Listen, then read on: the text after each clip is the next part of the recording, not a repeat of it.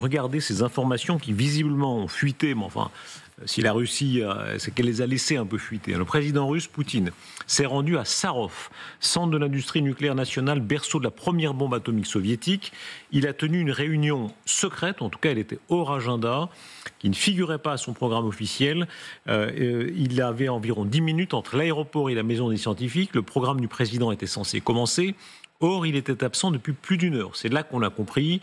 Plusieurs chaînes locales Telegram ont rapporté le fait que la discussion à l'aéroport portait sur l'avancement des tests du missile de croisière Bourevestnik et sur la possibilité de son entrée en service dès 2025. C'est très classique de ce genre de régime. En réalité, ils savent très bien que ça se saura. Oui, mais c'est... pardon. Et, parmi la nostalgie quand même de l'Union soviétique, il y a cette idée que l'Union soviétique était aussi en pointe dans les termes techniques, dans l'espace, dans les sciences du nucléaire. Igor Tam, qui est avec Sakharov, qui est un des pères de l'arme thermonucléaire soviétique, il était prix Nobel de physique.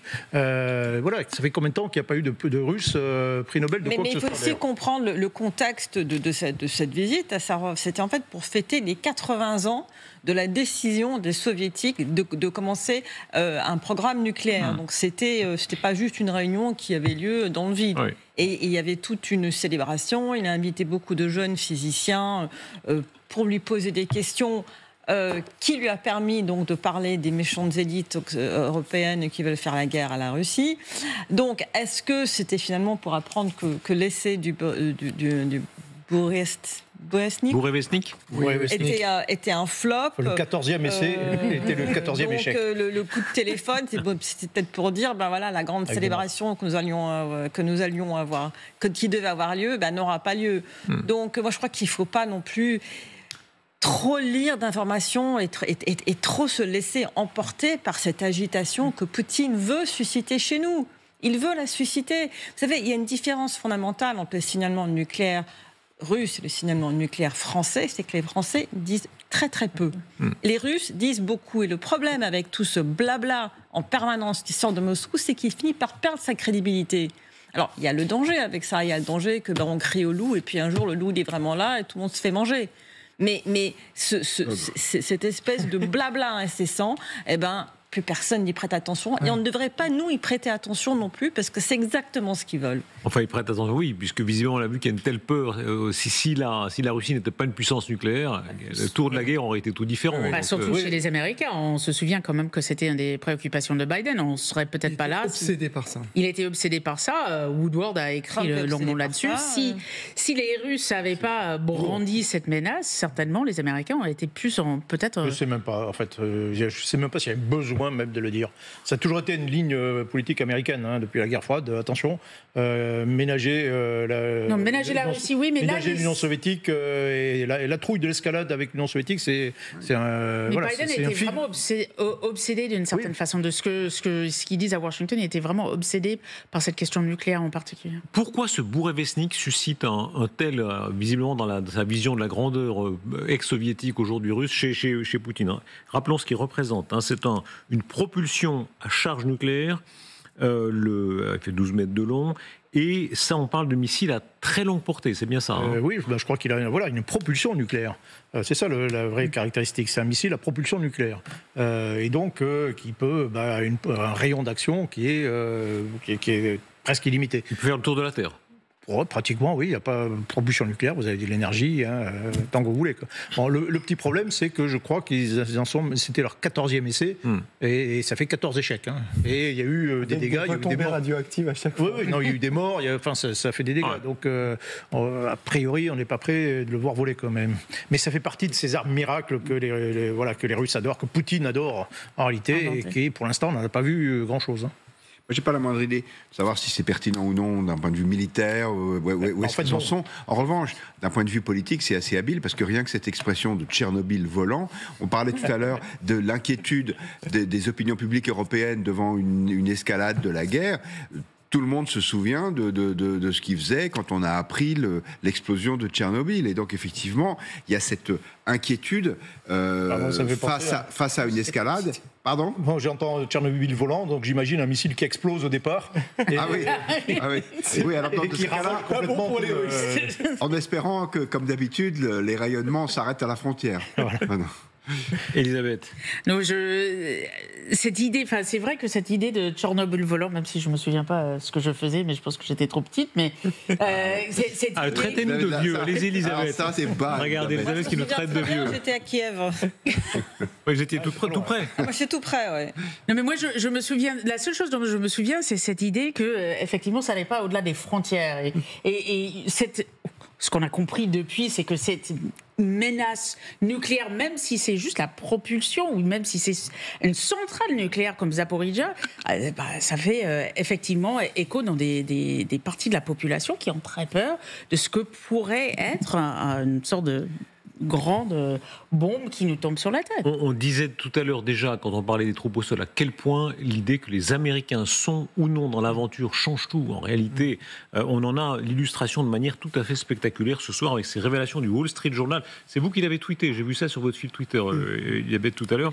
Selon le Wall Street Journal, le Pentagone bloque depuis des mois l'utilisation par l'Ukraine des missiles à longue portée pour frapper la Russie. Et ça va beaucoup plus loin, puisqu'on comprend que en réalité, le moindre tir de missile à longue portée remonte jusqu'à le secrétaire à la Défense américain. Une procédure d'autorisation de haut niveau du ministère de la Défense, qui n'a pas été rendue publique, a empêché l'Ukraine de tirer des missiles tactiques à longue portée de fabrication américaine ou Attack-MS contre des cibles en Russie depuis la fin du printemps. Donc, qu'on comprenne bien, ça veut dire que si l'Ukraine veut tirer un missile, la décision remonte jusqu'au secrétaire d'État à la Défense des États-Unis, donc le patron de ministre de la Défense des États-Unis, qui dit oui ou non. Oui, d'autant plus que pour tirer aussi loin, pour tirer à des centaines de kilomètres, il faut avoir des catalogues de cibles. Et ces catalogues de cibles, ils sont américains, essentiellement. Et donc, j'ai tendance à penser que de tout temps, les Ukrainiens ont été quand même obligés un peu de passer par les Américains avant de pouvoir tirer leurs armes. C'est un aveu fascinant quand même, parce qu'en termes de souveraineté, on peut le lire d'ailleurs de deux manières. Il y a deux façons de lire. Quand même, en termes de souveraineté, c'est un pays souverain, l'Ukraine. Là, il y a une espèce de suggestion aux États-Unis qui est quand même complète. Mais c'est pire. C'est pire. Non, j'allais dire, en fait, pour moi, il n'y a pas une immense info là. C'est-à-dire que si le Wall Street Journal nous révélait que Pete Hegseth a autorisé les Ukrainiens à utiliser des Attack-MS pour frapper dans la profondeur en Russie, je serais tombé de ma chaise et vous m'auriez posé la question, alors d'ailleurs, comment vous expliquez ça, vous qui critiquez tout le temps l'administration Trump, j'aurais été quand même bien en peine, j'aurais produit un sabir imbitable pour essayer... Oh non, c'est pas votre genre. Et là, j'ai envie de dire, enfin, vous attendiez à quoi ? À ce que Trump leur dise, allez-y, c'est bon, bombardez la Russie. Émission après émission, on brosse, j'allais dire, le portrait du Trumpisme par Trump. Et donc, je crois qu'on n'a plus le droit de s'étonner de ce genre d'informations. Certes, ça gaudit, c'est erratique, etc. Mais il y a quand même un horizon qui paraît assez clair et dans lequel, moi, je ne fais pas rentrer, en tous les cas, le fait d'autoriser les Ukrainiens à frapper la Russie, pas chez Trump. Moi, je rejoins Gallagher, je n'étais pas très étonnée. Ce qui est intéressant, d'un point de vue aussi de politique interne, c'est que ça montre aussi le poids. On voyait Pete Hegseth et Eldridge Colby. Et Colby, qui est quand même le petit-fils d'un ancien directeur de CIA, et celui qui surtout commence à gagner cette guerre idéologique en interne, il est très fixé sur la Chine au détriment de tout. C'est-à-dire, l'Europe ne l'intéresse pas, il veut que tout soit prêt pour entrer en guerre avec la Chine. Il était impliqué dans le Strategic Defense Review, un peu la programmation militaire américaine, dans le premier mandat. Il a un poids considérable d'un point de vue idéologique. C'est lui qui avait bloqué toutes les livraisons à destination de l'Ukraine en disant nous sommes en dessous de nos seuils critiques pour traiter toutes les menaces, donc on arrête les livraisons à l'Ukraine. Et Pete Hegseth, vous vous souvenez de cette image à côté de Donald Trump auquel on demande qui a pris cette décision, et Pete Hegseth qui regardait ses chaussures et on sentait qu'au niveau de la coordination ça avait vacillé un petit peu. Mais il y a un élément pire si on lit l'article du Wall Street Journal, c'est que cette chaîne de commandement, si vous voulez, ne s'applique pas que aux attaques MS américaines, américains, ça Storm aussi Shadow.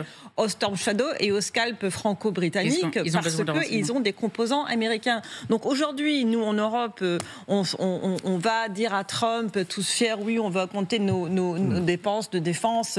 Beaucoup de pays européens qui disent, bon, allez, cher Donald, sois gentil avec nous parce qu'on va dépenser plein de fric pour acheter tes armes.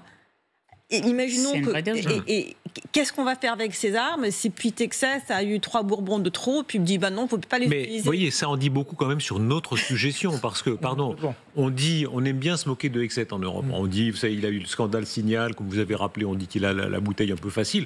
Mais enfin, quand même, c'est lui qui décide, c'est lui qui presse sur le oui ou le non. Donc en réalité, l'homme sérieux dans l'affaire, l'homme sérieux, c'est lui, pas nous. Parce que nous, on parle, on s'agite, mais en réalité, c'est monsieur Hexet qui décide. Parce qu'en plus, maintenant, ces armes que les Ukrainiens n'auront pas le droit d'utiliser, c'est nous qui les aurons achetées aux Américains pour les leur fournir. Donc, vous voyez à quel point... C'est quand même... on peut dire c'est scandaleux, c'est choquant, etc. Mais objectivement, moi je dis bien joué Trump. Oui, insistons là-dessus, qu'on comprenne bien la chaîne. Donc c'est acheter aux Américains, payer aux Américains, surfacturé par les Américains, et en plus, c'est eux qui donnent le oui. Absolument. Ça va plus loin que ça. Qu'est-ce qui va se passer?